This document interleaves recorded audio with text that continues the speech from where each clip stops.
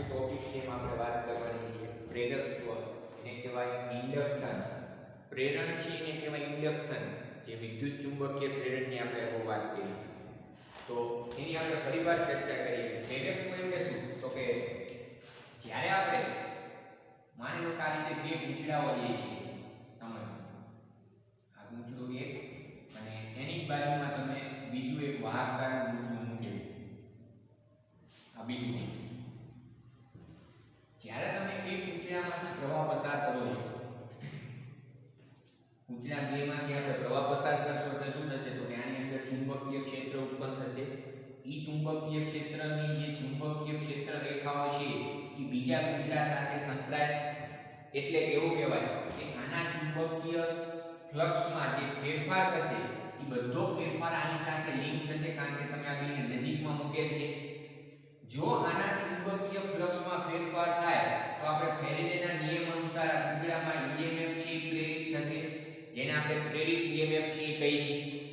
એક આ રીતે તમે કોઈ પણ ગૂંચળામાં EMF છે પ્રેરિત કરી શકો કે તમારી પાસે બે ગૂંચળા છે, બેમાંથી કોઈ પણ એક ગૂંચળામાં પ્રવાહ પસાર કરવાનો, ઈ પ્રવાહ પસાર થાય એટલે પ્રવાહનું મૂલ્ય જેમ બદલાશે એમ ઈ ગૂંચળા સાથે સંકળાયેલ ચુંબકીય ક્ષેત્ર બદલાય, એટલે કે એની સાથે સંકળાયેલ ચુંબકીય ફ્લક્સમાં ફેરફાર થાય. હવે ઈ જે ફેરફાર છે ઈ બાજુમાં રહેલા ગૂંચળા સાથે સંકળાશે, કારણ કે આ બે એકબીજાને કેવા હશે? નજીક હશે, એટલે કે આની જે ચુંબકીય ક્ષેત્ર રેખાઓ છે આમાંથી પણ પસાર થાય. તો આપણે એવું કહી શકાય કે આ જે ગૂંચળામાં EMF પ્રેરિત થયું, EMF પ્રેરિત થયું, સમજો કયા ગૂંચળામાં? પહેલા ગૂંચળામાં. ઈ EMF પ્રેરિત થવા પાછળનું મૂળભૂત કારણ કયું? તો કે આના ફ્લક્સમાં ફેરફાર થયો, અને ઈ ફેરફાર છે એ પાછો કોની સાથે સંકળાયેલો? તો કે પહેલા ગૂંચળા સાથે. એટલે કહેવાનો મતલબ શું કે પહેલા બીજા નંબરના ગૂંચળામાંથી તમારે પ્રવાહ પસાર કરવાનો, ઈ પ્રવાહનું મૂલ્ય જેમ સમય સાથે બદલાશે એમ આની સાથે સંકળાયેલ ચુંબકીય ફ્લક્સ ફેરફાર થશે, એમાં ફેરફાર થાય. ઈ ચુંબકીય ફ્લક્સ પાછો આની સાથે સંકળાશે, કારણ કે આની નજીક હશે એટલે ચુંબકીય ક્ષેત્ર રેખાઓ આમાંથી ની પસાર થશે. તો કહેવાનો મતલબ શું કે અહીંયા તમારે કોઈ પ્રવાહ નથી પસાર કરવાનો પહેલા ગૂંચળામાં, તમને ડાયરેક્ટ ગૂંચળામાં EMF છે પ્રેરિત થાય છે. ખ્યાલ આવે છે કે બીજો રસ્તો છે કે માની લો તમારી પાસે એક જ લૂપ છે, કોઈ એક જ વાહકતાનું ગૂંચળું છે. હવે એની સાથે તમે કોઈ બેટરી જોડ દો છો અને એમાંથી પ્રવાહ જે છે પસાર કરો છો. તો હવે આની અંદરથી પ્રવાહ પસાર થાય એટલે આના અંદર ચુંબકીય ક્ષેત્ર ઉત્પન્ન થાય, એટલે કે આની સાથે ચુંબકીય ક્ષેત્ર રેખાઓ એના અંદરથી પસાર થશે. એક જ ગૂંચળું છે. હવે તમે કોઈ રીતે આ પ્રવાહનું મૂલ્ય બદલો, એટલે કે એમાં ફેરફાર કરો, તો શું થશે કે આની સાથે સંકળાયેલ જે ચુંબકીય ક્ષેત્ર છે અથવા તો ચુંબકીય ફ્લક્સ છે એમાં ફેરફાર થાય, અને જો ચુંબકીય ફ્લક્સમાં ફેરફાર થાય તો એના કારણે આ ગૂંચળામાં છે EMF છે પ્રેરિત થાય. એટલે આપણે ગૂંચળામાં EMF પ્રેરિત થવાના બે વિભાગ કીધા. પહેલા વિભાગ છે એમાં બે ગૂંચળાઓ છે, અને બીજો જે વિભાગમાં આપણે વાત કરી કે આ પાર્ટ 1 અને આ પાર્ટ 2. તો પાર્ટ 2 માં આપણે એક જ ગૂંચળું છે અને એના અંદર EMF છે પ્રેરિત કર્યું. આમાં બે ગૂંચળા છે, એમાં બીજું જે પહેલા નંબરનું જે ગૂંચળું છે એમાંથી કોઈ પ્રવાહ પસાર થતો નથી, એની સાથે તમે કોઈ વસ્તુ જોડે નથી. ફક્ત અહીં ગેલ્વેનોમીટર જોડવું હોય તો જોડી શકો, જે અહીંયા પ્રવાહની હાજરી બનશે. આની સાથે તમારે બેટરી જોડવાની છે.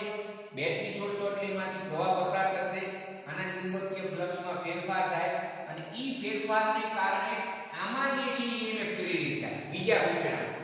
તો કોઈ પ્રશ્ન થાય કે આજે પહેલું જે ગૂંચળામાંથી તમે પ્રવાહ પસાર કરશો તો એના ચુંબકીય ફ્લક્સના ફેરફારને કારણે એમાં EMF પ્રેરિત નહીં થાય? તો કે ના. એનું કારણ શું કે આની જે ફ્લક્સ લાઈન છે, જેટલી ચુંબકીય ક્ષેત્ર રેખાઓ છે આની સાથે સંકળાય છે, એટલે ઈ ચુંબકીય ક્ષેત્ર રેખાઓની સંખ્યામાં ફેરફાર થવો એટલે એના ચુંબકીય ફ્લક્સમાં ફેરફાર થવો એવું કહેવાય. અને ઈ ચુંબકીય ફ્લક્સનો ફેરફાર આમાં EMF પ્રેરિત કરે, અને ઈ પ્રેરિત EMF ના કારણે આમાં પ્રેરિત પ્રવાહ રચાય. એટલે તમારે પ્રવાહ આમાંથી પસાર કરવાનો, ઓટોમેટિક આમાં પ્રવાહ તમને મળે. બીજો રસ્તો શું કીધો કે તમે આની સાથે બેટરી જોડશો બીજા ભાગમાં, તો એક જ ગૂંચળું છે એમાં પ્રવાહ પસાર કરશો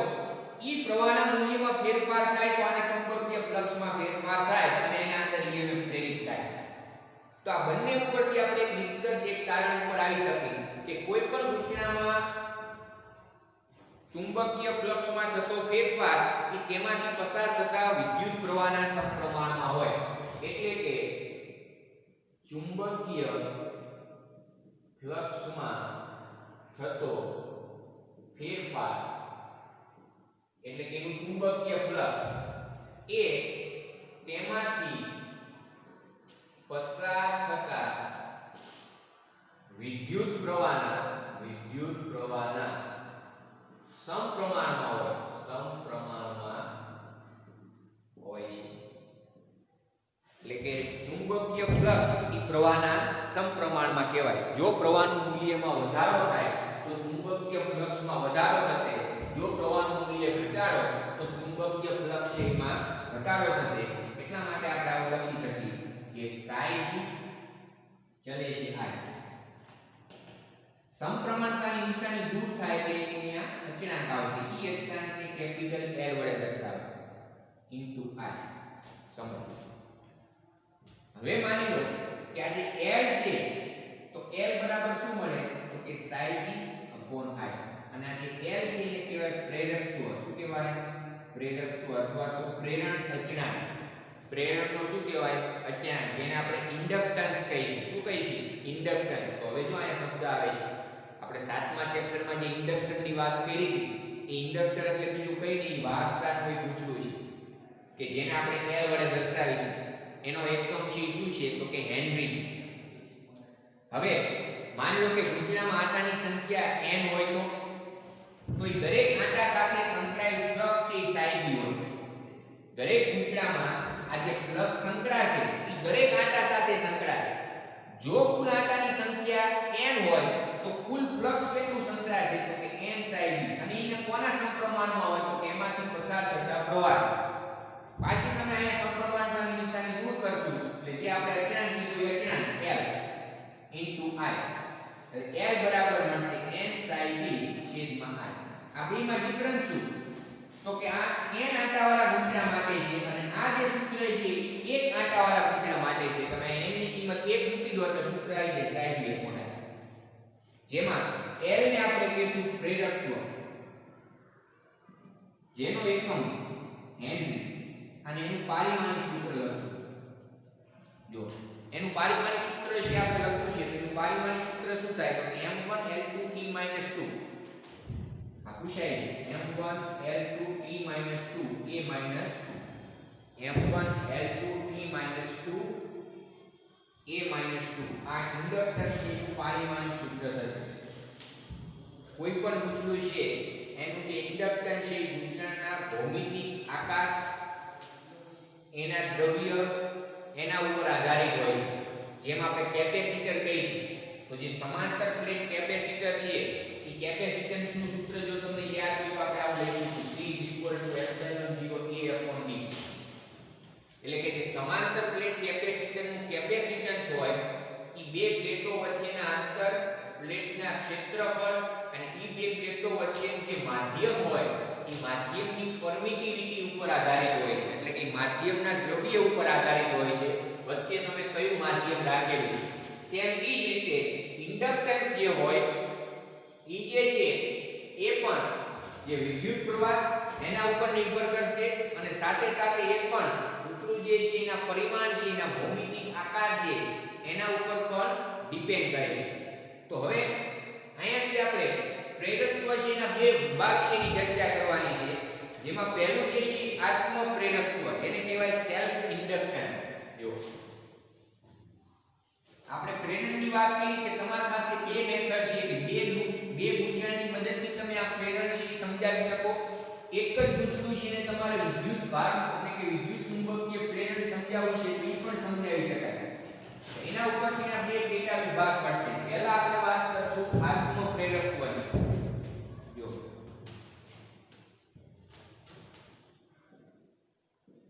આત્મ પ્રેરકત્વ પહેલાનું આત્મ પ્રેરકત્વ છે શું છે એ વસ્તુ આપણે સમજાવી દઈએ કે માની લો કે એક લૂપ છે એક ગૂંચળું છે વાહકતાનું એની સાથે તમે એક કળ જોડો છો સાથે એક એસી પ્રાપ્તિ સ્થાન જોડવામાં આવે છે હવે આ જે ગૂંચળું જે છે એમાં જેવી કળ બંધ કરવામાં આવે એટલે એમાંથી પ્રવાહ પસાર થશે I જેટલો. આ ગૂંચળું છે એનું ઇન્ડક્ટન્સ છે L છે. એમાંથી તમે પ્રવાહ પસાર કરશો અને જો પ્રવાહમાં ફેરફાર થાય તો આના ચુંબકીય ફ્લક્સમાં ફેરફાર થાય અને એના કારણે એ ગૂંચળાના અંદર જ EMF છે પ્રેરિત થાય. તો અહીંયા તમે જોઈ શકો છો કે આપણે એક જ ગૂંચળું લીધું, એમાંથી એક જ પ્રવાહ પસાર કર્યો અને એ પ્રવાહના મૂલ્યમાં ફેરફાર થવાને કારણે એની પોતાની સાથે ચુંબકીય ફ્લક્સ જે સંકળાશે એમાં ફેરફાર થયો અને એના પોતાના અંદર જ EMF છે પ્રેરિત થયું કહેવાય. એટલા માટે એને કહેવાય આત્મપ્રેરિત EMF. શું કહેવાય? આત્મપ્રેરિત EMF.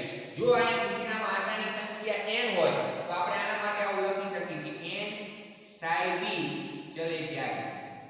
કારણ કે આપણે કહો જ વાત કરી કે ગૂંચળા સાથે સંકળાયેલ ચુંબકીય ફ્લક્સ એ એમાંથી પસાર થતા પ્રવાહના સમપ્રમાણમાં હોય. જો એ ગૂંચળું આટાની સંખ્યા n હોય તો એ દરેક આટા સાથે psi b જેટલું ફ્લક્સ સંકળાય. સમજો, દરેક આટો છે એની સાથે એક સમાન ફ્લક્સ સંકળાય અને ઈ પાછું ટોટલ ઈ ગૂંચળામાંથી જે પ્રવાહ પસાર થયો એના સમપ્રમાણમાં હોય. સમપ્રમાણતાની નિશાની દૂર કરી એટલે અહીંયા એક અચળાંક આવશે જેને L કહે છે ઇન્ટુ I. તો L બરાબર મળ્યું આપણને n psi b upon I. આને ગૂંચળાનું કહેવાય આત્મપ્રેરકત્વ. અને શું કહેવાય એને ગૂંચળાનું આત્મપ્રેરકત્વ. એટલે કે ગૂંચળાનું પોતાનું આ જે છે આત્મપ્રેરકત્વ થાય. કારણ કે આમાં જે ફ્લક્સ સંકળાનું એના પોતાની સાથે જે EMF છે એમાં ફેરફાર થયો અને એ ફ્લક્સ એની સાથે સંકળાનું કહેવાય. હવે આગળ ફેરેડેનું આપણી પાસે સૂત્ર છે કે તમે ફેરેડેના નિયમની મદદથી કોઈ પણ ગૂંચળા સાથે સંકળાયેલ જે ચુંબકીય ફ્લક્સ છે એનું મૂલ્ય છે એના ઉપરથી તમે ગૂંચળામાં પ્રેરિત થતા EMF છે એનું સૂત્ર છે એ લખી શકો તો કે -d psi b છેદમાં dt. psi b જે છે સમજો તો એમાં આપણે શું કરશું કે આમાં આંટાની સંખ્યા જો n હોય તો આપણે આવું સૂત્ર લખીશું -n d psi b છેદમાં dt. હવે n psi b L into I છે. આ સમીકરણ ઉપરથી બંને બાજુ સમયની સાપેક્ષે વિકલન કરી નાખો એટલે આવું થાય n d psi b. n તો અચળ થશે કારણ કે આંટાની સંખ્યા છે બરાબર L di છેદમાં dt. હવે જો આ n d psi b છેદમાં dt બરાબર શું કહેવાય? તો આના ઉપરથી ફેરેડેનો જે નિયમ છે એનું સૂત્ર તો એના બરાબર માઈનસ લખાય બરાબર L di છેદમાં dt. માઈનસ નિશાની સામે આપી દો તો EMF નું સૂત્ર થશે -L di છેદમાં dt. આને કહેવાય આત્મ પ્રેરિત EMF. જો શબ્દો ખાસ સમજો, આ L છે એને કહેવાય આત્મ પ્રેરકત્વ અને આ જે E નું તમને સૂત્ર મળ્યું એને શું કહેવાય તો કે આત્મ પ્રેરિત EMF. અને આ આખી ઘટના છે એને કહેવાય આત્મ પ્રેરણ. આત્મ પ્રેરણની આખી ઘટના છે. કઈ ઘટના? કે તમે એક જ ગૂંચળામાંથી વિદ્યુત પ્રવાહના મૂલ્યમાં ફેરફાર કરશો તો એના અંદર EMF પ્રેરિત થશે. સમજો કે જે ગૂંચળાનું ઇન્ડક્ટન્સ આત્મ પ્રેરકત્વ કેટલું છે L, જેમ અવરોધ હોય એ રીતે ઇન્ડક્ટન્સ. તો આના જે આત્મ પ્રેરકત્વ L છે એમાંથી તમે પ્રવાહના મૂલ્યમાં ફેરફાર કરશો એટલે એના અંદર ચુંબકીય ફ્લક્સ સંકળાશે. એટલે કે પ્રવાહનું મૂલ્ય સમય સાથે બદલાય તો આની સાથે સંકળાયેલ ચુંબકીય ફ્લક્સમાં ફેરફાર થશે ફેરેડેના નિયમ અનુસાર અને એના કારણે એના અંદર EMF છે પ્રેરિત થાય. EMF ને કહેવામાં આવે આત્મ પ્રેરિત EMF અને એનું સૂત્ર છે E બરાબર -L di છેદમાં dt. જેમાં માઈનસ નિશાનીનો નિર્દેશ શું કરે છે તો એ લેન્ઝના નિયમની હાજરી દર્શાવે છે. આ માઈનસ નિશાની છે આ સૂત્રમાં શું દર્શાવે છે તો કે લેન્ઝના નિયમની હાજરી. અને લેન્ઝનો નિયમ શું કહે છે તો કે EMF જે પ્રેરિત થતું હોય EMF છે એ ઈ જેના કારણે પ્રેરિત થતું હોય એનો વિરોધ કરે. તમે સમજો કે આ ગૂંચળામાં EMF પ્રેરિત થવાનું કારણ શું? તો કે એના ચુંબકીય ફ્લક્સમાં ફેરફાર થયો એટલા માટે.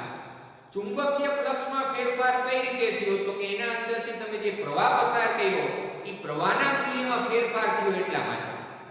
તો ઇનડાયરેક્ટ એવું કહી શકાય કે આમાં પ્રેરિત થતું જે EMF છે એ કોના કારણે પ્રેરિત થયું? તો કે આના અંદરથી તમે જે આ પ્રવાહ પસાર કર્યો એ પ્રવાહના મૂલ્યમાં જે સમય સાથે ફેરફાર થયો એના કારણે. તો એટલા માટે એવું કહી શકાય કે જે EMF પ્રેરિત થશે એ એના કારણનો વિરોધ કરે. વિરોધ માટે આ માઈનસ નિશાન. એનું કારણ કયું? તો કે આ EMF પ્રેરિત થવાનું કારણ કયું? તો કે di છેદમાં dt આ પ્રવાહમાં થતો ફેરફાર. એટલે કે પ્રવાહમાં જે ફેરફાર છે એનો શું કરશે? વિરોધ. જો પ્રવાહમાં વધારો થતો હશે એટલે કે di છેદમાં dt ધન મળે તો આ તમને જવાબ ઋણ આપશે. અને જો આ di dt છે એ તમને ઋણ મળે તો માઈનસ માઈનસ પ્લસ થઈ જાય એટલે આત્મ પ્રેરિત EMF ધન આપશે. એટલા માટે જે EMF છે પ્રેરિત થાય છે એને ઉત્પન્ન કરતા કારણનો જ વિરોધ કરે છે, જે આપણે લેન્ઝનો નિયમ કહે છે. ખ્યાલ આવે છે કે અહીંયા જ આપણે જે છે તમને પ્રશ્ન કરે કે સોલેનોઇડનું આત્મ પ્રેરકત્વ નું સૂત્ર ધારો. સોલેનોઇડ માટે તમને એવો પ્રશ્ન કરે કે આત્મ પ્રેરકત્વનું સૂત્ર ધારો. તો એના માટે આપણે જો એક સોલેનોઇડ છે ધ્યાનમાં લો કે જે સોલેનોઇડ છે એની લંબાઈ છે L છે, એના r છેદનું જે ક્ષેત્રફળ છે આ સોલેનોઇડમાંથી પસાર થતો પ્રવાહ I, એના r છેદનું જે ક્ષેત્રફળ છે એ છે. અને ઈ સોલેનોઇડમાં એકમ લંબાઈ દીઠ આંટાની સંખ્યા, એકમ લંબાઈ દીઠ આંટાની સંખ્યા ઈ સ્મોલ n છે. એક સોલેનોઇડ છે એના માટે આપણે શું મેળવવાનું છે? તો તેના આત્મ પ્રેરકત્વનું સૂત્ર મેળવવાનું છે. આ પ્રશ્ન અવારનવાર પૂછાય. તો એના માટે આપણે એક સોલેનોઇડ ધ્યાનમાં લીધો કે જેની લંબાઈ L છે, એમાંથી પસાર થતો જે વિદ્યુત પ્રવાહ છે I છે અને સોલેનોઇડના આડછેદનું ક્ષેત્રફળ A છે. સોલેનોઇડ એટલે બીજું કઈ નહીં, એક વાહક તારનું વિચળું છે. સમજો એનું આપણે ઇન્ડક્ટન્સ એટલે કે એનું આત્મ પ્રેરકત્વ આપણે શોધવું છે. મેથડ કઈ વાપરવાની? તો કે આત્મ પ્રેરણ, જે આપણે આ મેથડ વાપરી ઈ જ રીતે સમજો. તો હવે તો સોલેનોઇડમાં એકમ લંબાઈ દીઠ આંટાની સંખ્યા સ્મોલ n હોય તો કુલ આંટા કેટલા થાય? તો સોલેનોઇડમાં કુલ આંટા થશે કેપિટલ N બરાબર સ્મોલ n * L. કારણ કે ઈ જે સોલેનોઇડ છે એમાં કુલ આંટાની સંખ્યા આપણે ગણવી પડશે. કેટલી થશે? n * L. સમજજો બરાબર. હવે આપણે જે છે આત્મ પ્રેરકત્વ છે નું સૂત્ર છે એનો આ ઉપયોગ કરશું, જે આપણે આના માટે લખ્યું છે કે n psi t બરાબર ચલે છે I. તો અહીંયા આપણે લખશું સોલેનોઇડ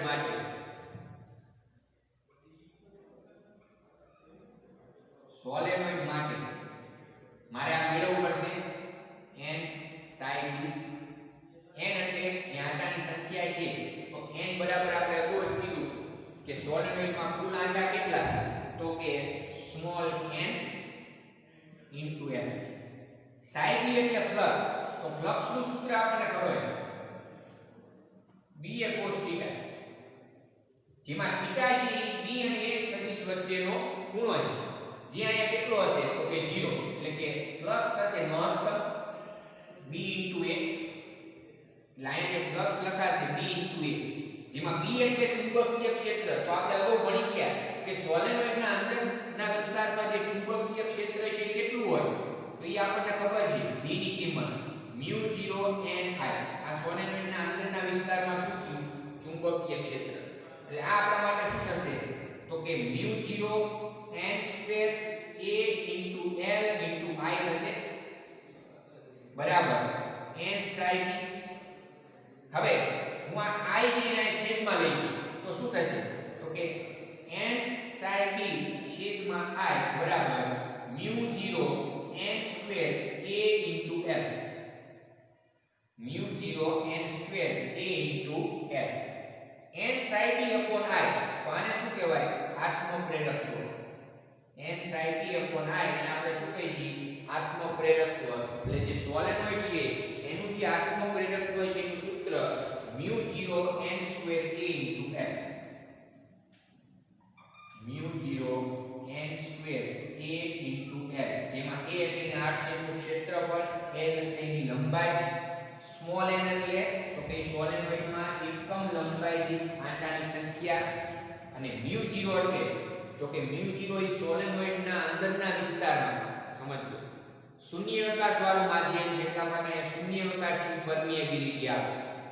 માની લો કે તમે સોલેનોઇડના અંદરના વિસ્તારમાં શૂન્યાવકાશ સિવાયનું કોઈ માધ્યમ રાખો તો અહીંયા માધ્યમની પરમિએબિલિટી અંદર એડ થાય એટલે કે μr * μ0 n² a * L. તો આ જે સૂત્ર છે સોલેનોઇડના અંદર આત્મપ્રેરકત્વનું સૂત્ર છે.